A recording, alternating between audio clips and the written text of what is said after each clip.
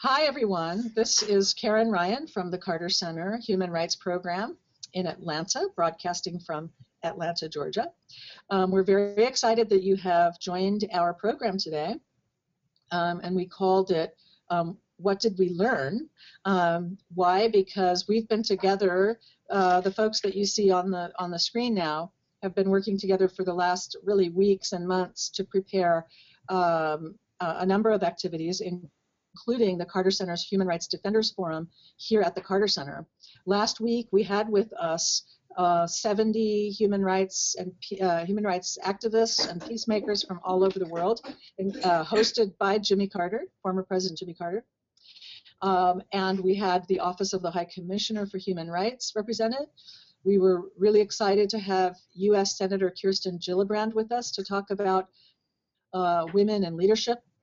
And our topic is, especially in the context of what's happening in the world today, how we can really look down the road at a vision for a peaceful world. And many of us have been working on women's rights and peacemaking for many years, and working in the context of religion. What can women leaders, human rights activists, religious actors, religious leaders, but people of faith also, what can we do to really advance the rights of women and advance peace at the same time? And we know that this is a particularly challenging time in our history. So this is what we've been working on for the last number of weeks, and we wanted to have a chance to talk about what did we learn at our forum, but also there are events going on in Washington, D.C. that we'll hear about, and around the world from Libya, and the global conversation about peacemaking and the role of women in peacemaking. So we have a wonderful panel, and I will introduce them here all at the beginning and then turn it over to them. First, we have Susan Hayward, who serves as the interim director of the Religion and Peacebuilding Program at the U.S. Institute of Peace in Washington, D.C. She also coordinates the Institute's programs in Burma and led a multi-year study exploring the gender dynamics and consequences of religious peacebuilding efforts. Her co-edited book on the subject will be out later this year. Alaa Murabit is a physician and founder of the Voice of Libyan Women. Say hi, Alaa. And she is a firm believer in inclusive peace and collective security. Her work has resulted in legislative and social change in Libya and the Middle East and North Africa region as a whole. And she has been selected as the first Ashoka Fellow in Libya and has been appointed as advisor to numerous international institutions and UN institutions.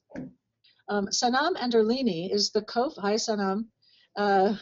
co-founder of the International Civil Society Action Network, having worked for nearly 2 decades all around the world supporting and promoting women's inclusion in peacemaking in war-affected countries. She was awarded the UN Association's 2014 Perdita Houston Award for Human Rights. Congratulations, Sanam, a wonderful honor. She's the author of the book Women Building Peace, What They Do and Why It Matters. She is Iranian by birth and the mother of 2 identical twins, 14-year-olds. So here we are. I'm really excited to have all of you. Thank you for taking the time. And I know, Susan, you took a break from a very hectic schedule in Washington, D.C., where there's a White House summit going on countering violent extremism. I wonder if you could talk to us about the goals of the summit. What do you think has been achieved? And maybe even more importantly, what do you think they're missing in the conversation?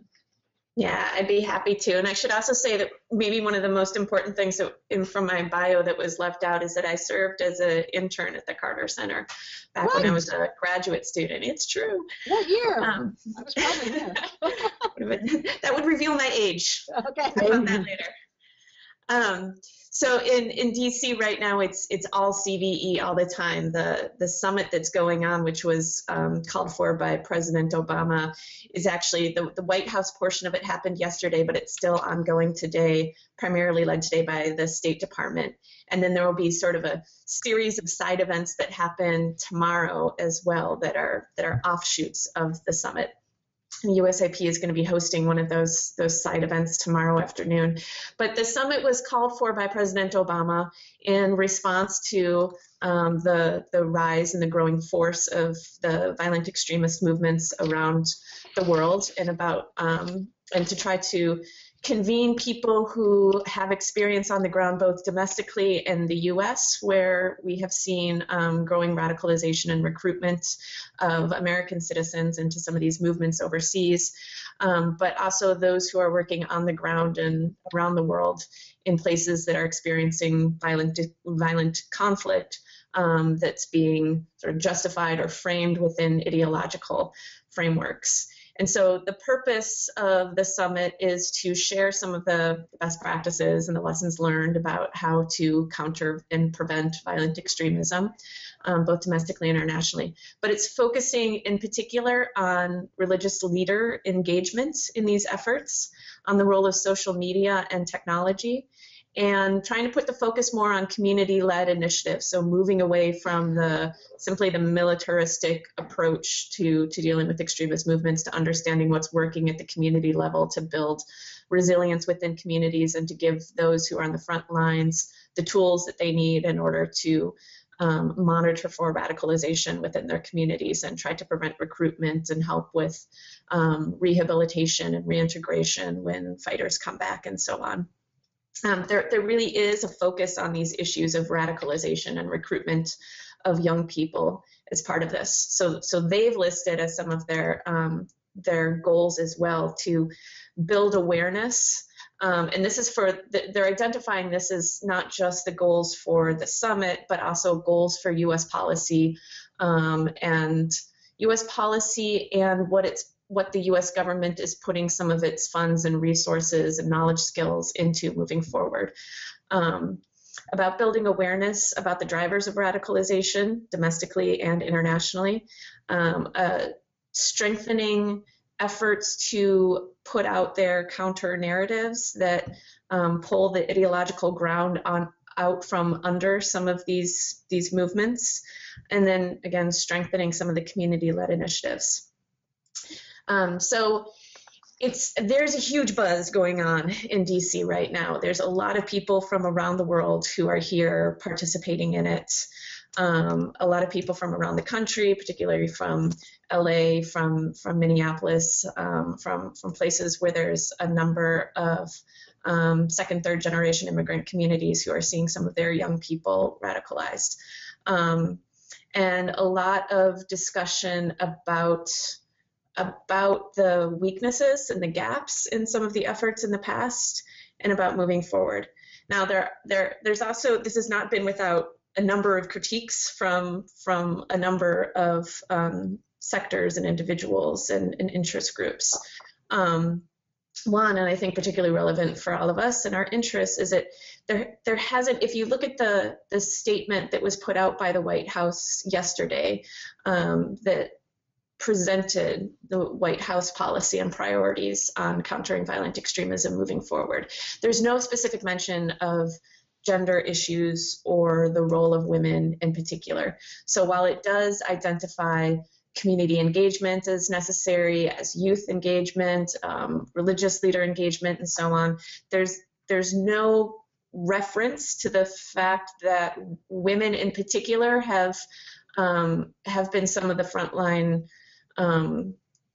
both victims and responders to violent extremism. Mm-hmm. That a lot of these groups have been targeting women's bodies, women have been kidnapping women and girls and so on, but it's also women who have been doing a lot to recognize the radicalization that's happening within their communities, within their families and so on, and to try to and not just try, but successfully respond to some of that. So I think that's one of the weaknesses, at least is put forward right now in the policy. Another criticism that's been waged against the summit is that it's been very focused on Islam and on violent extremism that's being framed within Muslim terms. or with appeal to Islam, without recognizing the other forms of violent extremism that are rising around the world. So I work in Sri Lanka and Myanmar, where there's been a rise in Buddhist extremism that has targeted in particular the Muslim minorities in those communities, and those who lead these calls are putting out narratives and rhetoric that draw from Buddhist teachings that claim that this movement is about protecting and promoting the Buddha Dhamma, the Buddhist teachings, or the Buddhist tradition.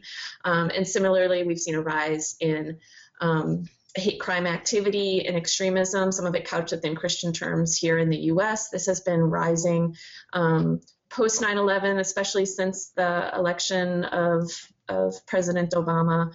But we've also seen a rise in some hate crime activities and Islamophobia in the US that has been happening in response to some of the actions of the Muslim extremist groups in the US or around the world. And so the concern that people have is that by focusing narrowly on Islam and Muslim extremism, that the US and others who are trying to combat these dynamics around the world are going to fail to see the interconnectedness of extremism across regions and across religions and the way they fuel one another. And not only that, but that if we're focusing sort of myopically on Islam, that just fuels some of the recruitment narratives of some of the Muslim extremist groups who are trying to pitch this as the US government is at war against Islam and is singling out Islam. Well, that's great. I wonder if, that's a really great summary, Susan. Can I bring in Alaa here? Because I think, and we can keep, conversing about this, but I think that raises a great challenge. We've seen what's been happening in Libya this week, and I think that is what's on people's minds. And so we know we've also not so long ago heard about these terrible killings of Muslims, the Rohingya Muslims in Burma, and there'll be a week where that's in the newspaper, where people are really focused on that, but it doesn't get the same. It doesn't sort of plug into the same narrative that is kind of framing how the public is reacting to this. So I think that's an excellent, we have to keep coming back to that, Susan, I think, to make sure that we don't lose sight of that, but also the issue of how communities really operate and how women are at the center of the community. And I think Alaa and Sanam both have some very important examples of this. Alaa, I know that you've been working for so long in Libya to rally peacemakers and those within the religious context and the larger context to be in favor of peace, to be in dialogue with each other, to solve problems, both on human rights issues, women's rights issues, but also on peace. So talk to us about how, as we're having this conversation in the US and in Washington, how do you see it from your perspective working in Libya? And what message would you want us in the United States to understand? We have a global audience on this webcast, but I think it is, since we do have this summit going on in Washington, important for us to keep some of these ideas front and center that Susie has raised. Well, first, thank you for having me. But Susan said something extremely important, and I thank her for saying it, where she said they have a focus on community development and they're going to allocate resources to it, and they specify youth involvement, but they don't ever specify the role of women. And that's extremely important, because if at the very top level the role of women isn't being specified, by the time it trickles down to the local embassies or the people working within other countries, women are completely irrelevant. The conversation with women becomes completely irrelevant. They're not invited to negotiation tables. They're not requested in any way. And even when they ask to join, they're told that they're not necessary at that time, that we'll focus on women's rights after we solve this conflict. So I think it's extremely important that's not being included, because I mean, it would have been extremely, I'm sure somebody at the table said, well, we should probably include women. And then somebody else said, no, we shouldn't, because we might not get as much buy-in, right? So it's important that we notice that. I think on my end, the way I look at not only the CVE summit in the U.S., but there's globally, there's been such an increase in conversation about, oh, how are we going to combat this violent extremism, and what are we going to do about this violent extremism? And there's all these different terms. Sanam and I were talking about it a couple of weeks ago. All the different terms everybody has for. We don't really look at the terms in Libya. We're not saying, well, you're a terrorist and you're an extremist, and that's not the way we look at it. You could have spoken to women on the ground 2-3 years ago and they would have told you what was going to happen in Libya. You could have went to Syria and spoken to women on the ground and they would have told you 2-3 years ago what was going to happen in Syria with ISIS. I mean, these were things that we saw coming because very quickly women became diminished in society. And that is usually, in my opinion, the negation of women's rights is the #1 kind of pinpoint of growing extremism in that country, or an extremist ideology. It's important also that she mentioned that they're focusing a little bit on social media and media in general, because I do have to agree that sometimes the global conversation about countering global extremism actually feeds more into what they want than anything. So we'll sit there and we'll talk about how Islam is, being used and this is happening, and one of the other participants in the conference actually mentioned it, how they say, well, bombing the Islamic State, and it becomes a narrative which actually feeds into them saying, well, look, they're attacking us. So that's extremely important.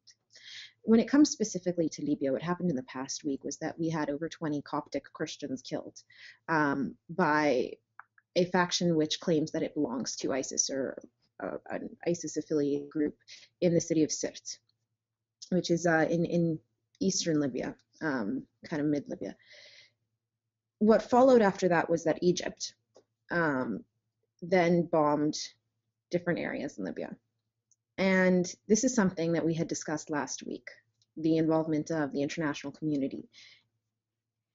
And I think that one of the interesting things is Egypt can act unilaterally, and it did. And it created a situation in which people who had not necessarily been allegiant to the factions which killed these Coptics are now more allegiant to them, because they say that, somebody's coming in and they're bombing our schools and they're bombing our houses, and that, they have no right to do this, and maybe these people will protect us. And that's why last week we had so strongly spoken about military intervention, or solely military intervention, saying it was a bad idea, because when you bomb people's homes and when you bomb their schools and when you bomb their hospitals, they then don't identify with you.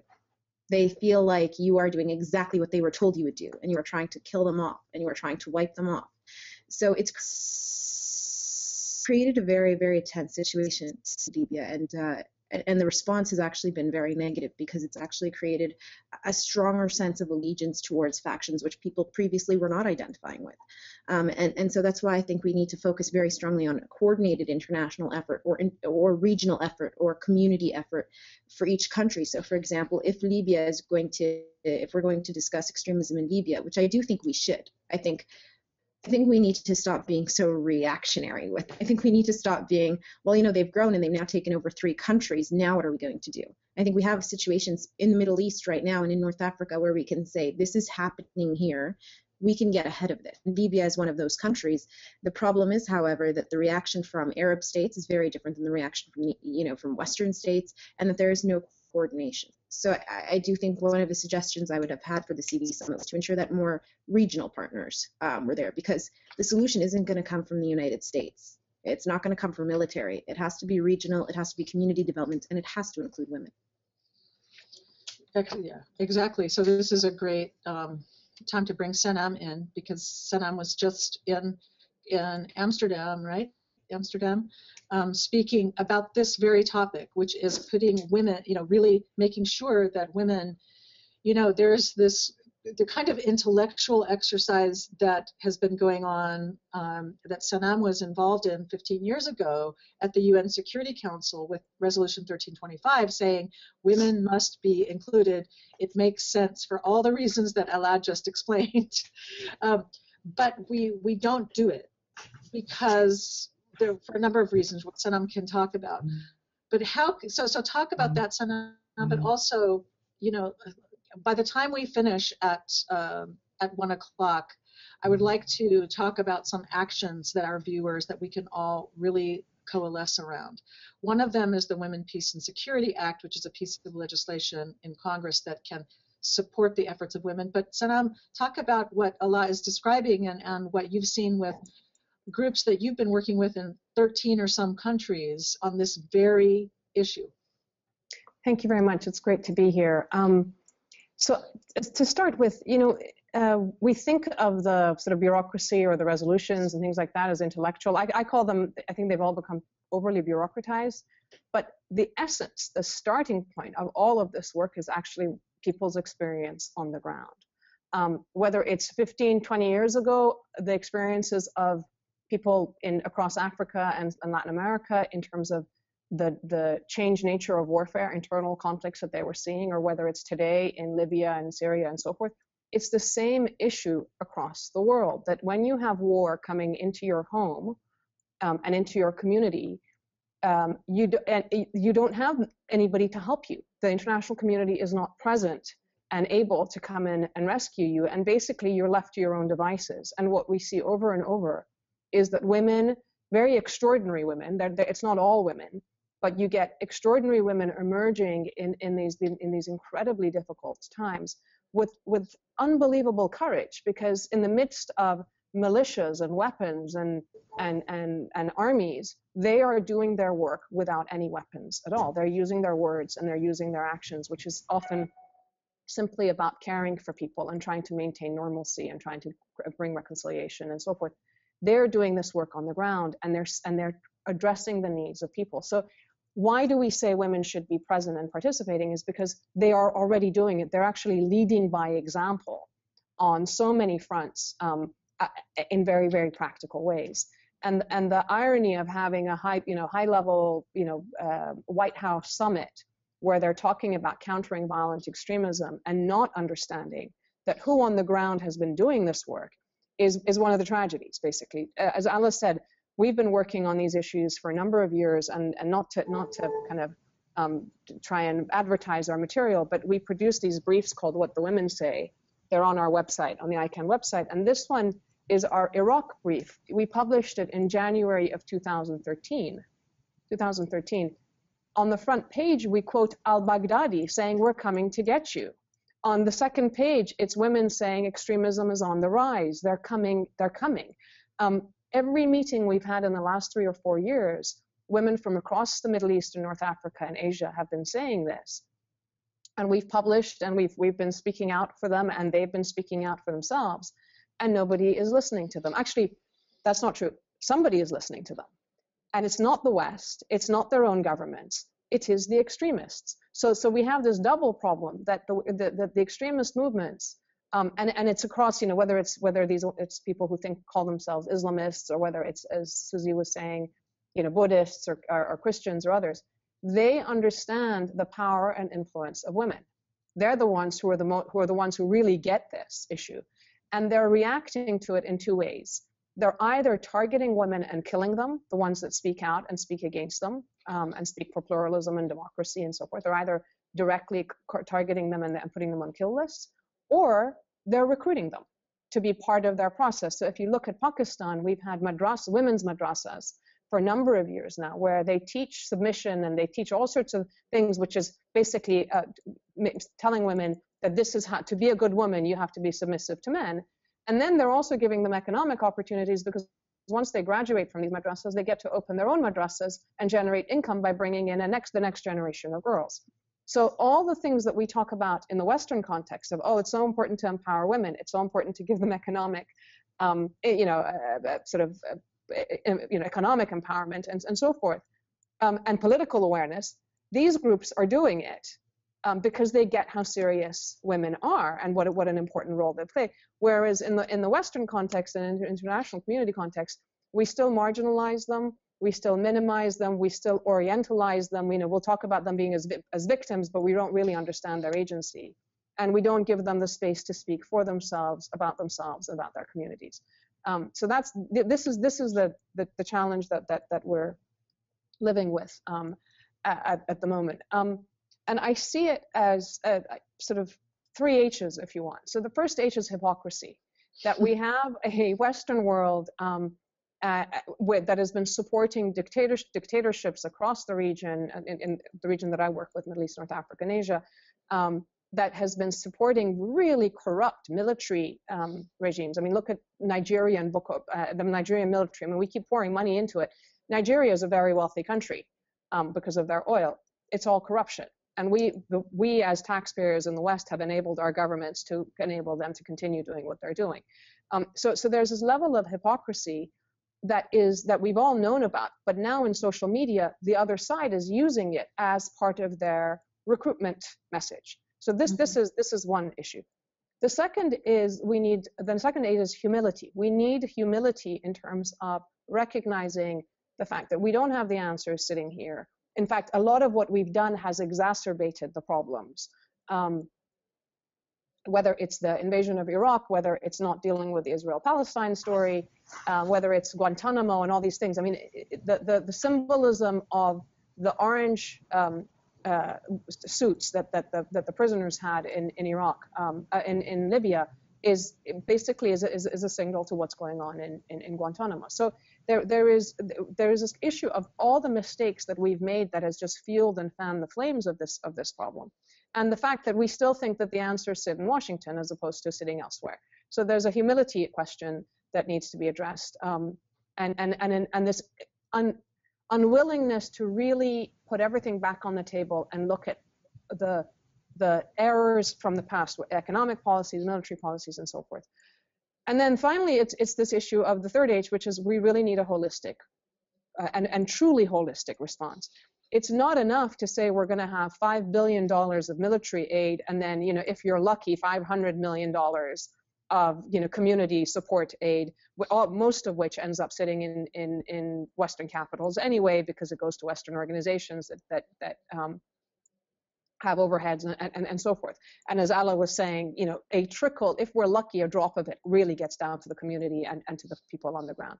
So if we're going to be holistic, and if they're going to be serious about the CVE, we need a radical change in both the military policies and also the development and diplomacy policies that the United States and the rest of the international community is currently sort of processing. This can't just be a little add-on, saying, okay, we're going to carry on as we are, and in the meantime, we'll just, tag on a little bit of development aid and think that it's going to be okay.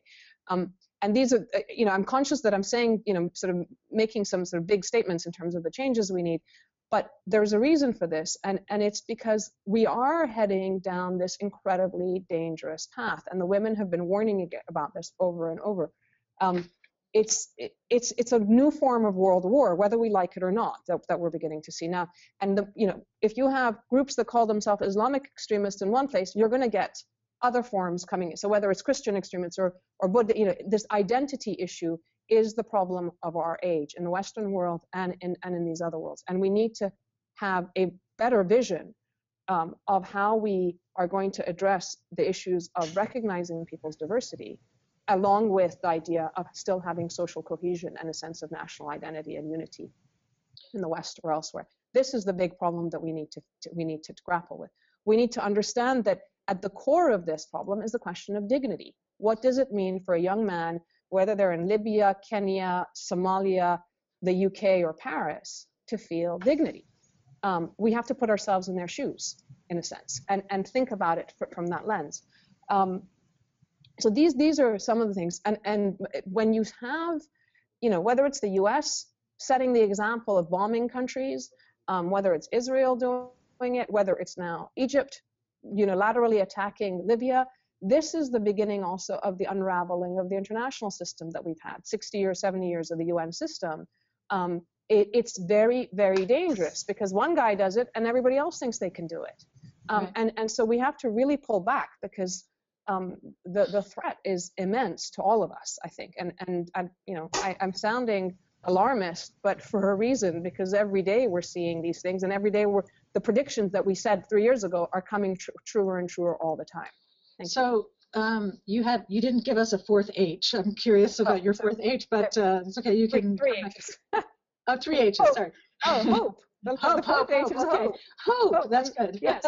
and that H sits with people like Alaa and with people that came to the forum, and the folks that are, despite all the threats they face, working on the ground.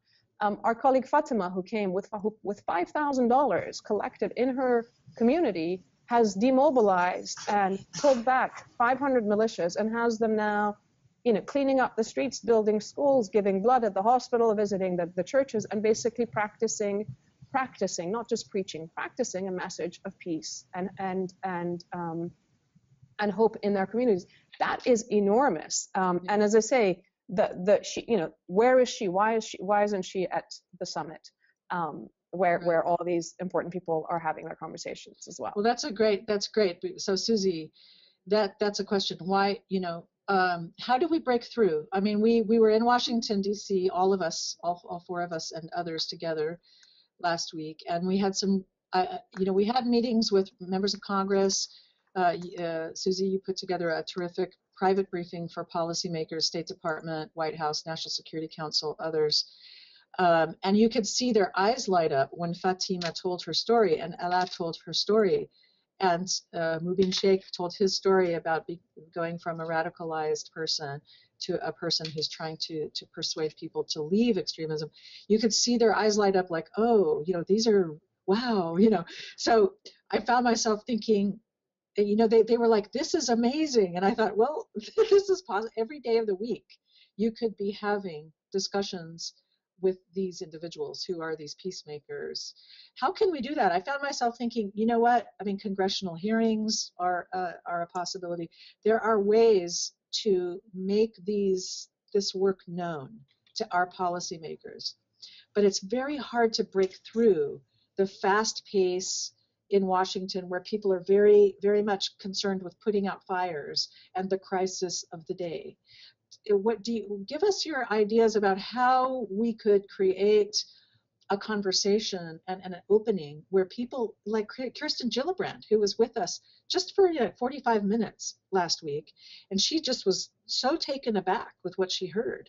How can we create those conversations in a sustained way to get these voices heard in a way that will actually impact policy? Well, I mean, speaking of fast pace in DC, I think that from the time that President Obama called the summit to it actually manifesting, it was a very short amount of time. And so in typical DC fashion, people didn't have the time and the space to sit back and think through who do we need to have there, what gaps are there. It was more just a matter of reaching out to the people they knew and bringing them in. So a lot of the folks who were brought in are those who already have who are already being funded by USAID or by the State Department, or who local embassies had relationships with, or people who work in state or in the White House here. So it's sort of the folks who we've heard from before. Unfortunately, a lot of them are great voices, but it means that those like Fatima and others who aren't necessarily being already funded are not giving their input on how U.S. policy might be pushed in ways that are different from how we've done it in the past, that have their weaknesses, and extremism has been on the rise despite the policies of the past. So I think the most important thing is the relationships, is getting those people, building the relationships with those in the embassies in Iraq or in Libya or in these other places, so that when there is a call for a big summit like this that's going to be determinative of U.S. policy, they already have those relationships in place to be able to draw those folks in.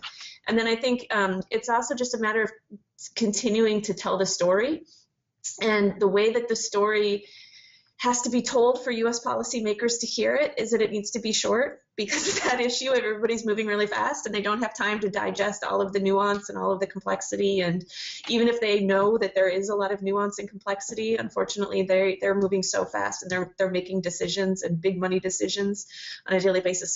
So when we tell the stories of these folks, it needs to be told in a digestible way with very practical recommendations and realistic recommendations for how policymakers can support these people in ways that don't undermine their efforts as well. Because I think a number of U.S. policymakers get a little deer in headlights when they think that if the U.S. comes in and supports these people, that it could actually put them at more risk.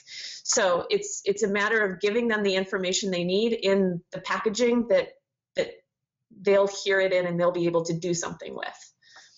And then Alaa raised this also last week with us, that you just alluded to, Susan. is the problem of being associated with the U.S. government, that a lot of people can't do that, can't be seen as having a relationship with the U.S. government. It's very dangerous for them. So part of the challenge, I think, is creating some kind of conversation that is able to go deeply. When we were meeting with members of Congress, you could see on their faces, I need to know more about this. I want to hear more about what you just said. And so figuring out how to facilitate those conversations in a way that doesn't necessarily link people to the US government overtly, but makes the information, like you said, presented in a way that's usable and helpful.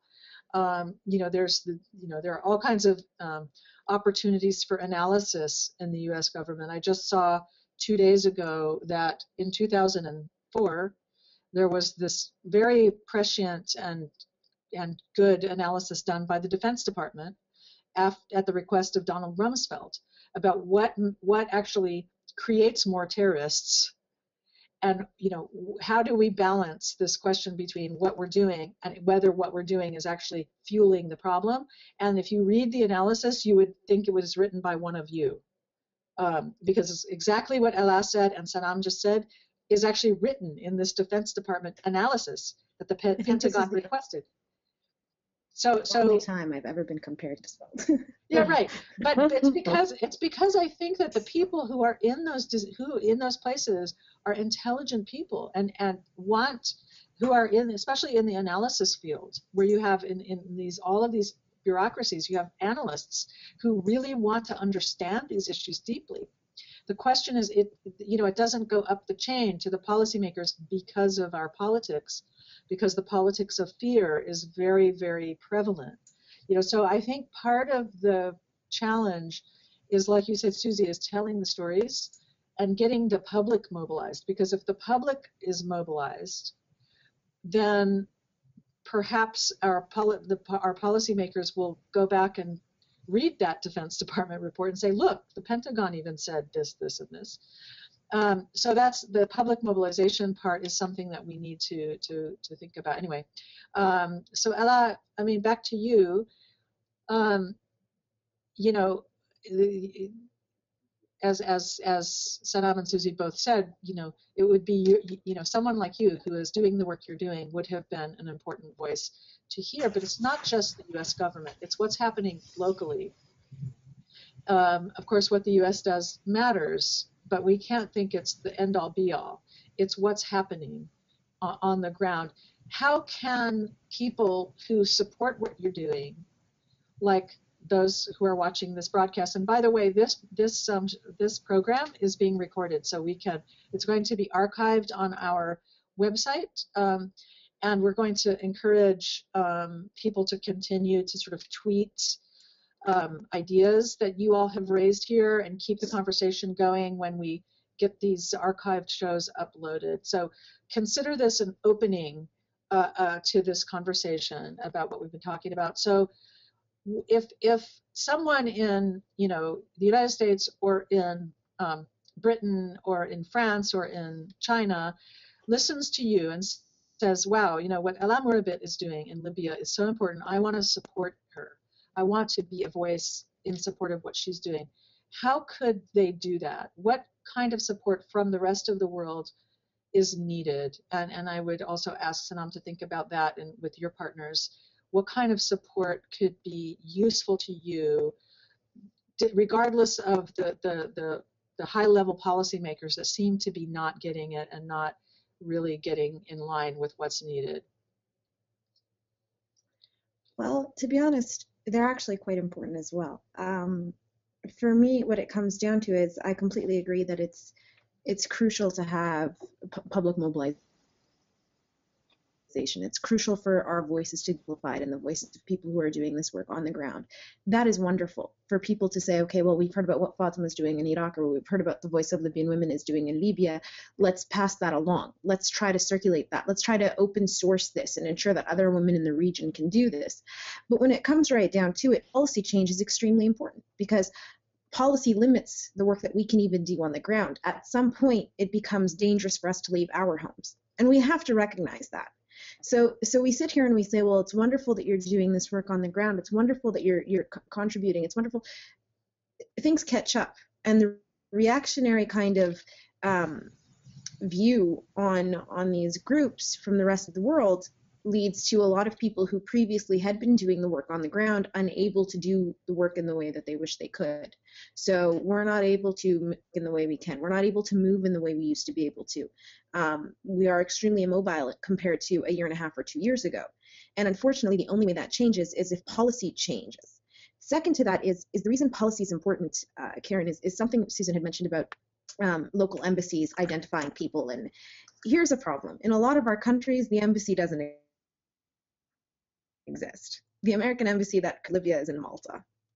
Very few Libyans will go to Malta to go and speak to them. So let's be realistic about the reach of the American embassy in a lot of our countries. Second to that is legitimacy. There is, for whatever reason, with women on the ground, there's a question of legitimacy that does not exist with armed groups. So they will say, well, who is this woman? And where is she from? And what is she doing? And how is she doing it? And why is she doing it? And then down the line, they'll meet with armed groups who they know nothing about. So our legitimacy comes into question frequently, almost daily, and the legitimacy of those who are essentially kind of causing the insecurity and instability isn't. And that's a huge thing. So I honestly think that from the international community, from organizations such as the United States Institute of Peace and ICANN, which Susan and Sanam are doing such amazing jobs with, one of the things they're doing wonderfully is amplifying those voices and using the networks and kind of the reach that they have to ensure that those voices are heard. And that is something huge, because we do need people on that side saying, listen, this is a solution that is working, and this is a solution you should listen to. And as Susan said, put it into digestible pieces so people will listen, is absolutely wonderful. We also do need people in policy to stop bombing and start listening to women. We need people in policy to start saying, okay, there are voices on the ground that have been working for 3-4 years, in some countries up to 10, 20, 30 years. What are they doing that we're not, and how can we help them? So for some organizations, it might be technical assistance, it might be communication assistance, it might be simply assistance with security, which is extremely important. For other organizations, it might be funding, it might be publicity, it might be getting the message out. It really depends on the organization, but it is key that we start listening to women on the ground. And the only way we can do that, partly networks, but also through organizations which do amplify our voices. So stop bombing, start listening. I think I see a bumper sticker. So Sanam? Thank you. I want to echo what Alaa is saying in that Alaa can do as much as she can do, but if the U.S. or the international community is deciding to bomb and empower a bunch of people in her country who until yesterday were nobody, but today they decide to stand up and say, hey, we're the leaders, and we decide to recognize them as the leaders, then we are really implicated in the problems that arise. In the case of Libya, I was working at the international level when the decision was made to get involved, and we were seeing that basically the international community literally recognized a group of people who stood up and said, we're the leaders, and they excluded women. This is an indicator. You have a bunch of people who say we're going to be the democratic leaders of the country, and yet they refuse point blank to have any representation of half of the population. That means they're not democratic. Right. So what are we doing supporting them? And in the first speech that the transitional government made, after 50 years of dictatorship, 48 years of dictatorship, in their first speech, one of their key talking points was that the ban on polygamy was going to be lifted. Right. So this is a bunch of people who have an issue with women, basically. So this is an indicator of what kind of people we are enabling and empowering, and who are we now also excluding. And I've been in the rooms where it was categorically decided that no, we're not going to have these women coming to high-level meetings. So the policy people are very much involved in this conversation. And one of the challenges that we have is that there's no accountability. There's no personal accountability for them. If you're a doctor and you mess up a heart operation, you can be sued. You can be struck off the medical record. You can, there are all sorts of things that can happen to you. If you're a diplomat and you go in and you do not undertake the policies of your own institution, that say this is how we should go forward, and you basically fail and make the situation worse, you're not held accountable. In fact, you're basically recycled and posted to somewhere else to carry on doing what you were doing. So we have this issue of, individual accountability, and you can see that with many of the things that go on in the US or at the UN or at these other places. So the policy piece of it matters, and that's why 15 years ago we went to the Security Council with the voices of women from the ground saying, you need to hear what women have to say about peace and war, and ended up with a Security Council resolution, which is number 1325 on women, peace and security. It was from the ground up to the high level policy folks. And then we've had 15 years of struggling to get those people who had passed their own resolution, those countries that are members of the UN who have signed up to being committed to both the ideals and the practice of the United Nations, to actually do what they're meant to do, and we're still struggling with that. And it's so and again, yeah. Can I ask you about that, because we're getting ready to wrap up, and last week when we were talking about this in Washington, we decided that it was time to really push the Women, Peace and Security Act, which is a legislative form, or it's legislation that pushes the U.S. to enact its own national action plan for the implementation of this resolution, right? So, so if I would like, as we finish up and each of you have concluding comments, if you could give us a couple of one or two specific actions that you would like our conversation to conclude with. What we came out with last week was we're going to call on the Congress to pass the Women, Peace and Security Act, and we're going to ask President Obama to sign it into law. So if, Sanam, I asked you to give us a couple of thoughts about what the Women, Peace and Security Act would actually result in, what are some key, what would it mean if the U.S. passes the Women, Peace and Security Act on this topic? It would, on a sort of immediate level, it would mean that wherever the U.S. is involved in diplomatic or efforts, in terms of foreign policy efforts, where there is conflict and the U.S. is involved in any shape or form, they would have to systematically involve and include local women activists who are working for peace in any of the processes they're involved in. So, for example, if you're having a humanitarian summit on Syria, that they would have to include and invite the women who are, in civil society, but the women-led organizations that are actually doing the relief and recovery work on the ground for Syrians. And I would imagine that people on the call may wonder, why on earth aren't they invited already? But that's the fact of that's how it is right now, that the rest of the world gets to speak about your country and gets to make decisions for you, but you sitting on the ground doing all the work have no say in it. So this is one immediate result. The other fact of the Women, Peace and Security Act is that it actually takes a very sort of human security and human dignity perspective, and tries to put that at the center of U.S. foreign policy. So one of the elements in it is that if we really believe that it's important to empower women and to ensure that women have a say in what's going on and protect women from all the forms of violence that they're experiencing, then we should be looking at U.S. development policies, the U.S. military policies, U.S. diplomatic policies, and security policies, and where they actually do harm, or they're doing more harm, then the policies and the practices should be revised to make sure that we aren't adding to the harm that's being done. Because frankly, right now, that's one of the problems, that our actions on the ground are doing more harm than good in some places. So those are two elements of what the Women, Peace and Security Act would legislate into law if it were passed, and it could at least make some difference. Okay, it would also, sorry, the last thing is that it's about resources. It's we talked about the policy level, but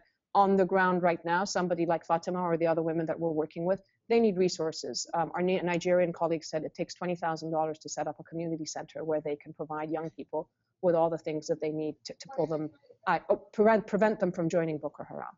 The amount of money we talk about to prevent and to mitigate the spread of young people joining these groups is minimal compared to what we're spending on military actions, which is actually making the problem worse.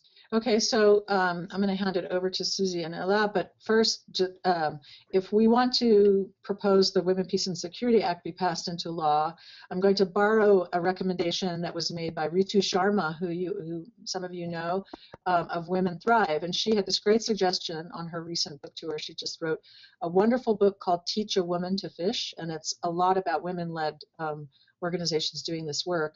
And she was proposing that if we want to get legislation passed like the Women, Peace and Security Act or the International Violence Against Women Act, IVAWA, or the convention on the Women's Convention called CEDAW, those are 3 different pieces of legislation that would help, then we should invite our friends together for a letter writing party, because our members of Congress, they get these petitions with thousands and thousands of people that just have to click a button, and I think it's sort of diluted the impact of petitions and that petitioning role that we have with our lawmakers.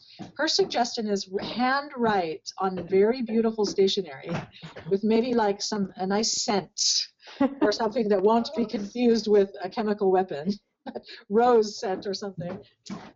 Make a nice handwritten letter with a personal story to your members of Congress. Sit there and have a party, and if you drink wine, bring wine. If you don't, bring seltzer.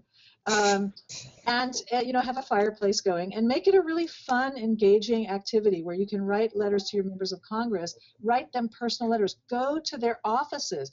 Members of Congress actually have to pay attention if their constituents come to their office in Washington, D.C. or in their hometown. They actually really do have to meet with you and listen to you. We sometimes forget that is something that we can do in this country that we don't use. We click a button on a petition and we think we're done. But if we want this piece of legislation passed, let's get creative about how do we do that. So Susie and then Alaa, I'll give you both the last word on your action items. Yeah, I mean, one that just made me think, I just wrote down in big letters, videos. If we could get Alaa and Fatima and the others, if we could capture short videos of them doing their work on the ground in these places, we could get those out. We could get those to policymakers, and that's digestible, and that's something that's also could go viral, could be, tweetable. But the other recommendations I want to make, one is that, as I said at the beginning, one of the foci of the CVE Summit is religious engagement.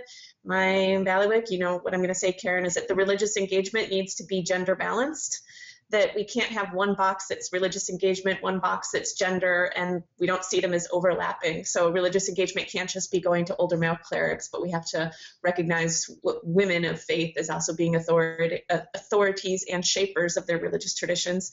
And then 2, I want to go back to one of Sanam's H's, because it's one of the talking points here in DC, and but you don't actually, when you actually see where the money and the priorities go, the holistic approach is not something that actually plays out in terms of on the ground. And so we need to recognize, we did an exercise at the forum at the Carter Center last week in one of my working groups that had people map out all of the underlying drivers of violent extremism. And people recognized psychological issues of trauma and hopelessness. They identified issues of poverty and growing economic inequality and joblessness. They recognized political grievances and issues. We just mapped all of these out. The ideological drivers are there, they're present, but we're not going to solve this problem simply through counter narratives and through, tweeting out nice messages about Islam or Buddhism or Christianity or what have you.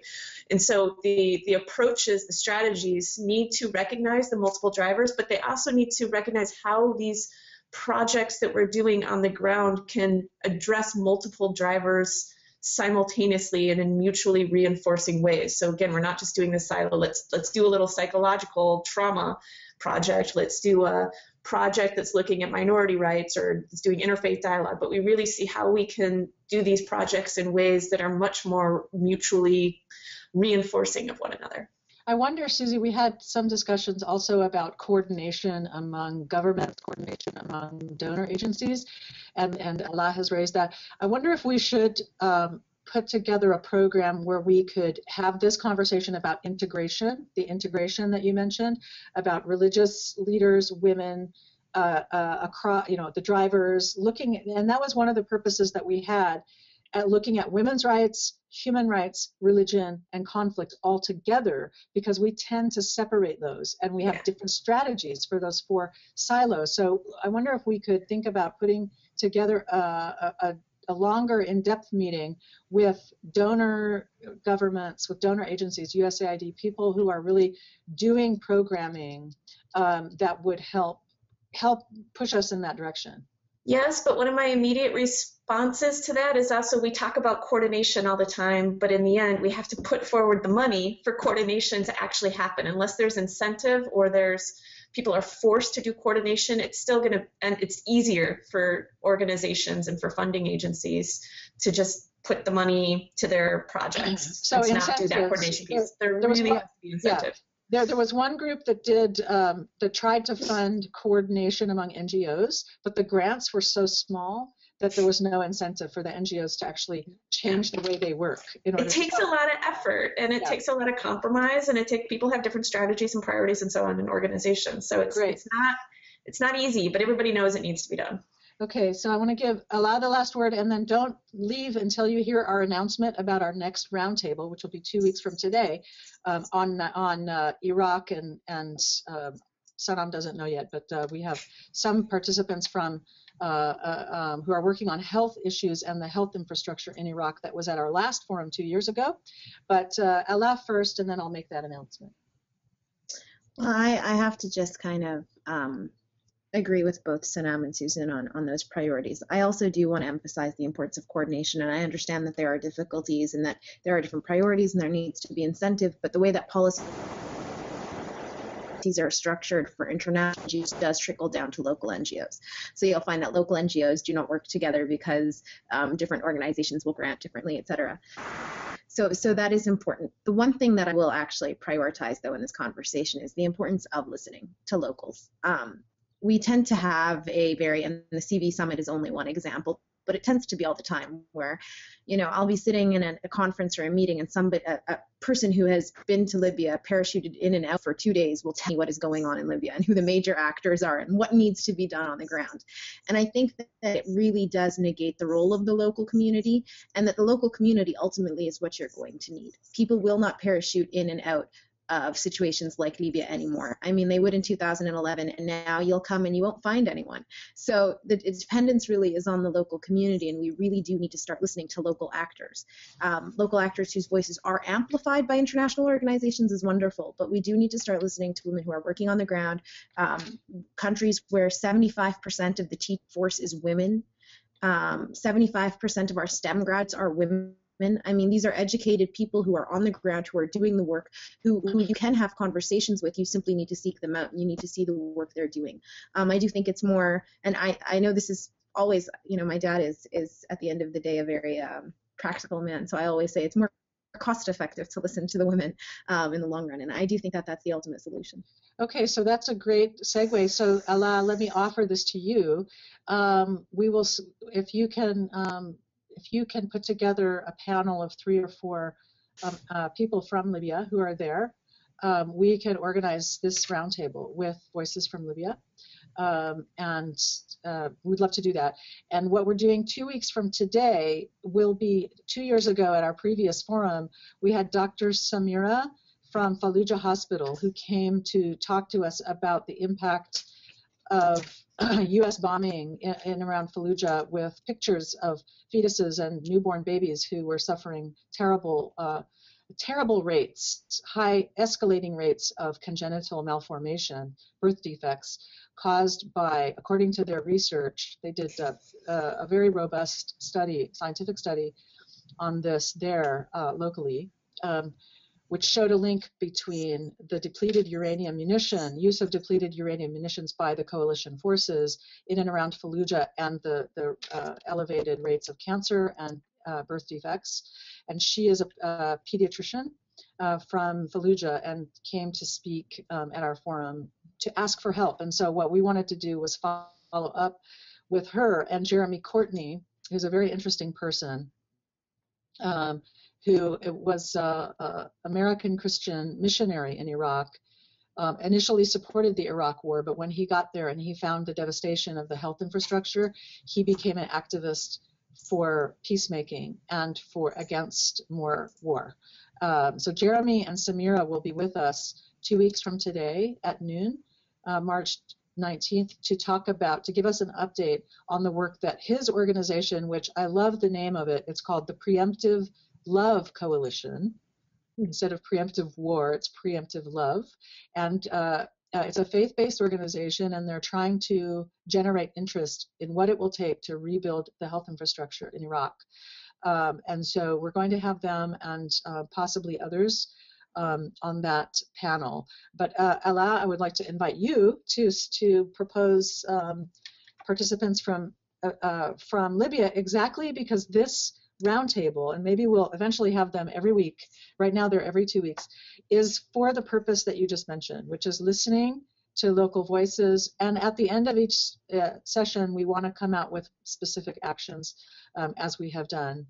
So thank you all for, it's 1 o'clock. So thank you so much, Sanam, for staying awake despite your just getting off the plane. Susie, with all you've got going on in Washington, and Alaa, with all of the work that you're doing. Thank you so much for taking the time with being with us. And as I said, we'll be archiving this show and having it up on our website with the opportunity for people to keep the conversation going.